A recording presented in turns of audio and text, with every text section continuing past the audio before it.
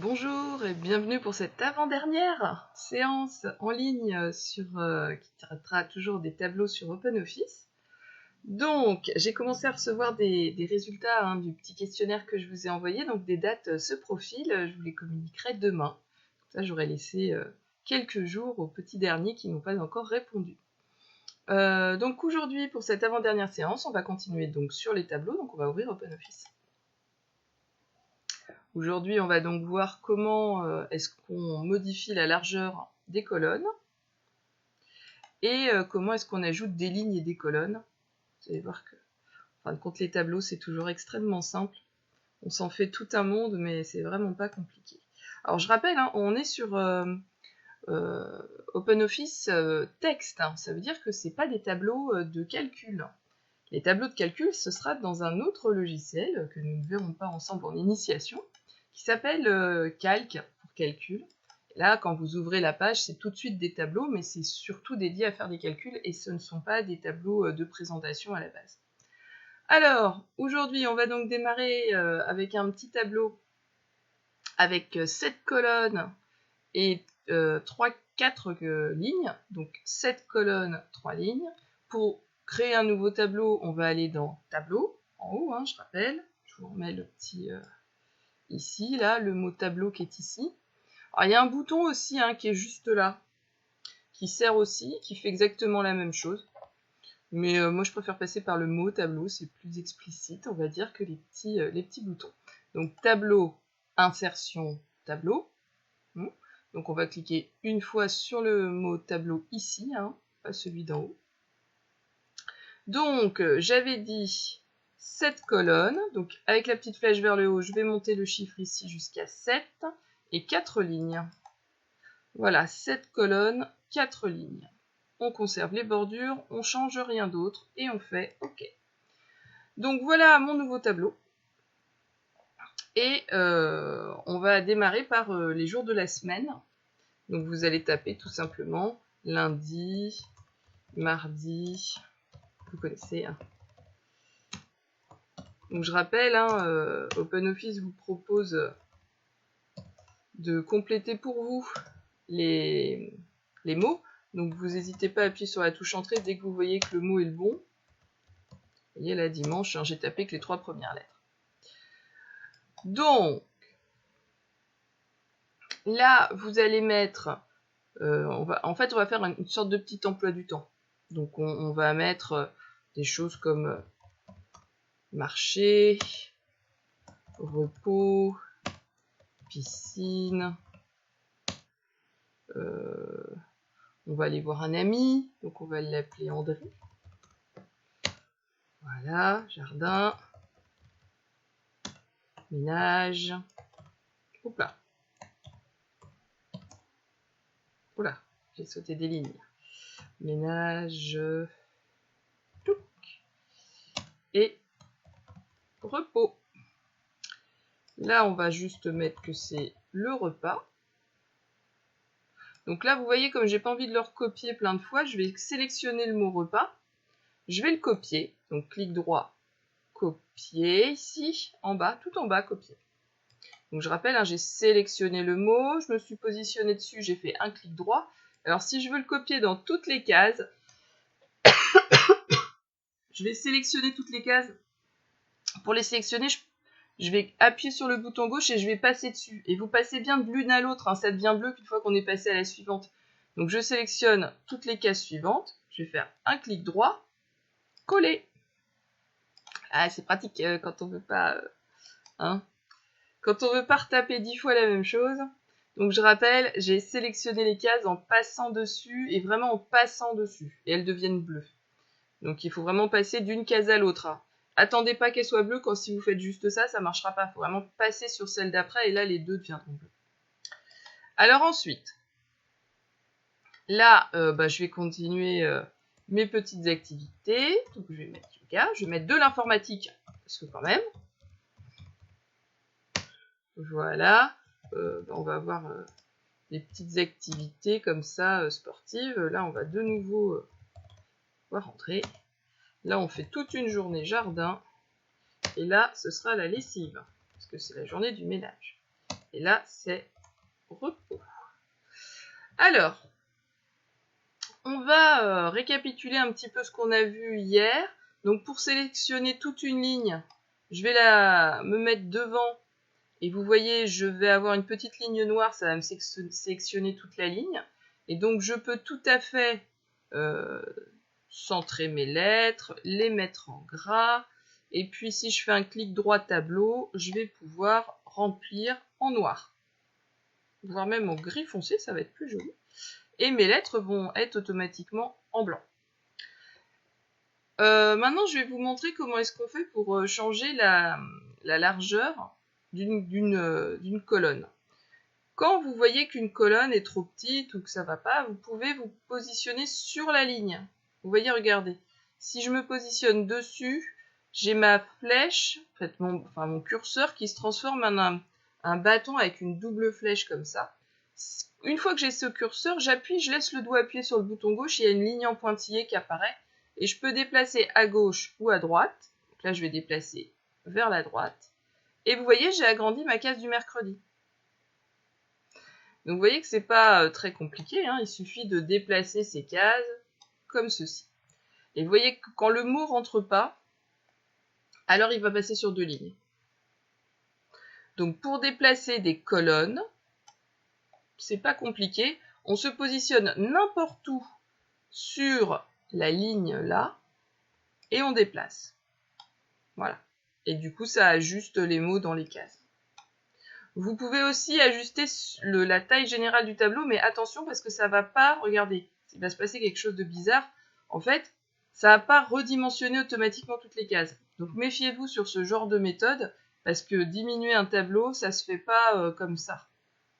Si vous voulez que le tableau soit plus petit, alors, parce que par défaut, le tableau, il va prendre toute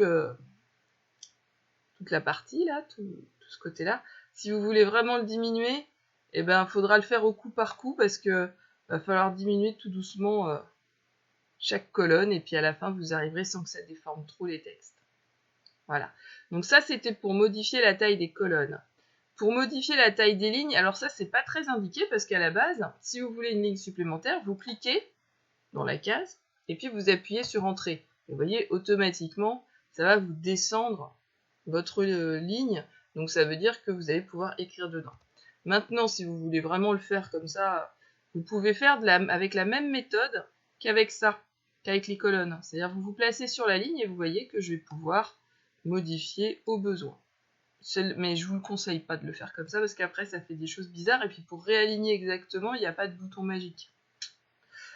Voilà, donc ça c'était l'étape 1, modifier la largeur des colonnes et la hauteur des lignes. Maintenant, je vais vous montrer comment est-ce qu'on fait pour ajouter des lignes et supprimer des lignes, ajouter des colonnes, supprimer des colonnes. Vous allez voir que c'est extrêmement simple. On a vu hier que ce petite chose-là, ces petits boutons, n'apparaissent que quand on est dans le tableau. Je vous remontre, je clique à l'extérieur du tableau, donc j'ai cliqué en dessous là, donc on voit ça clignote sous le tableau, je n'ai plus les boutons, on ne les voit pas.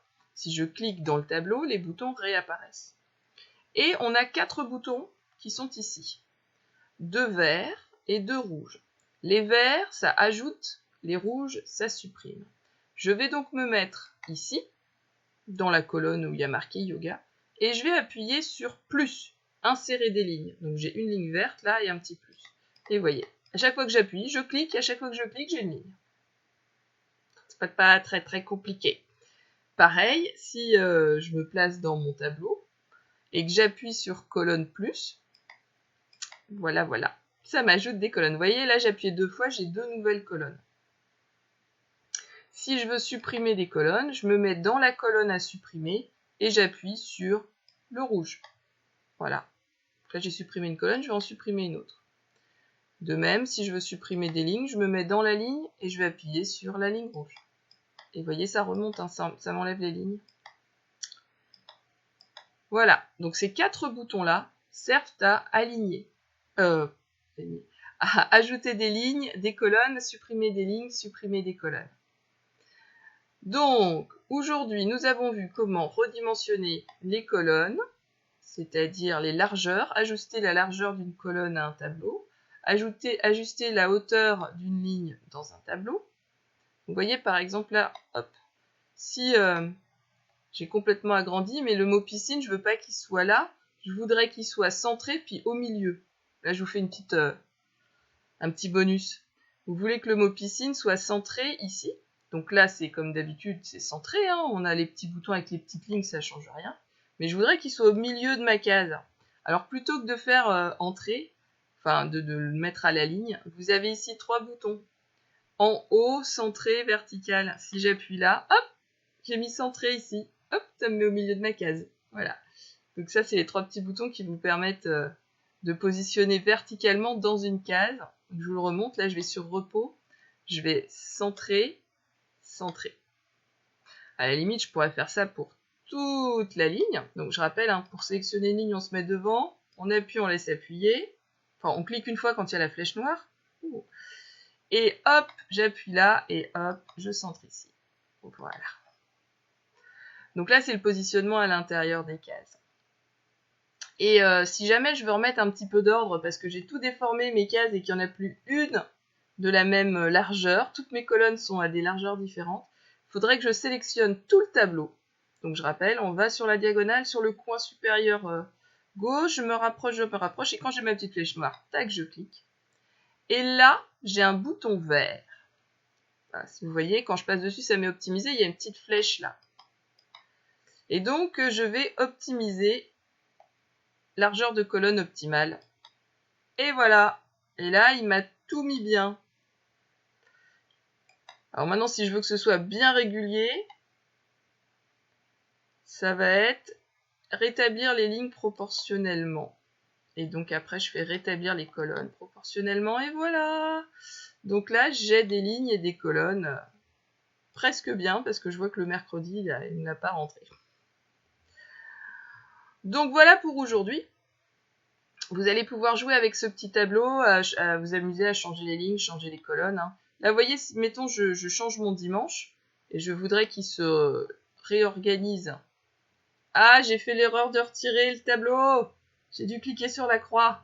Bon, si ça vous arrive, comme moi, de cliquer sur la croix, il faut savoir que du coup, il faut aller dans Affichage, barre d'outils. Là, vous en avez plein. Et il faut aller chercher le mot de tableau. Et hop, ça revient. Donc, affichage, barre d'outils, tableau, si jamais vous faites la belle erreur comme moi, de fermer avec la croix ce truc-là, ce qu'il ne faut pas faire. Donc, je voulais reproportionner tout ça. Je vais cliquer sur le coin supérieur gauche. Je vais appuyer sur la petite flèche là. Et là, répartir les lignes proportionnellement ou répartir les colonnes régulièrement. Je vais aller sur ça. Et hop, il m'a refait des colonnes toutes identiques. Donc, vous l'enregistrez sous le nom tableau 3. Enregistrer sous. Ça va enregistrer dans Documents, hein, évidemment. Donc, si ce n'est pas le cas, vous allez dans Documents. Et puis, vous l'appelez tableau 3. Je rappelle, il faut bien laisser ODT à la fin. Tableau 3. Voilà. Il s'appelle bien tableau 3 parce qu'on le voit en haut ici. Hein, vous voyez, tchouk, tableau 3. Je l'ai bien enregistré. Il doit être dans Documents. Et vous me l'envoyez par mail. Demain, c'est notre dernière séance. Donc, on terminera avec les tableaux. Je vous montrerai comment scinder une cellule. Et donc, du coup, je vous donnerai les dates des 3 prochaines séances qui auront lieu en présentiel. Courant septembre, hein, ça se profile plutôt dans ce sens-là. Sachez que la médiathèque rouvre ses portes le lundi 22. Donc ça veut dire qu'à partir du lundi 22, la bibliothèque, hein, et surtout la bibliothèque d'ailleurs, va ouvrir ses portes au public avec quand même des conditions d'accès sécurisées. Hein. Faudra masque obligatoire, le gel sur les mains obligatoire, et on n'acceptera pas plus de 2 personnes par famille. Donc ça, on va sortir ça là aujourd'hui. Quant à l'espace multimédia, lui, il va encore être au ralenti, ce sera ouvert, mais uniquement sur rendez-vous. Donc si vous voulez me voir, il faudra prendre rendez-vous avec moi, et pas plus de 2 à la fois. Donc, dès le courant de la semaine prochaine, donc vous pourrez m'appeler sur mon téléphone du travail si vous souhaitez prendre un petit rendez-vous. Ceci dit, sachez qu'on se reverra de toute façon en septembre pour ceux qui le souhaitent, puisque ce n'est pas une obligation. Mais j'organiserai du coup 3 séances. Faudra qu'on... la première des 3 séances, on fera le point sur tout ce qui a été vu pendant ces quelques semaines, parce que vous en avez vu quand même pas mal. Voilà, donc je vous souhaite une bonne journée. On se retrouve demain pour la dernière séance en ligne sur YouTube. Et du coup, je vous donnerai les dates pour la suite. Bonne journée. Ah, et puis sachez que j'ai programmé du beau temps pour la semaine prochaine, donc l'informatique c'est bien aussi quand ça s'arrête pour profiter un petit peu de son jardin quand on en a un.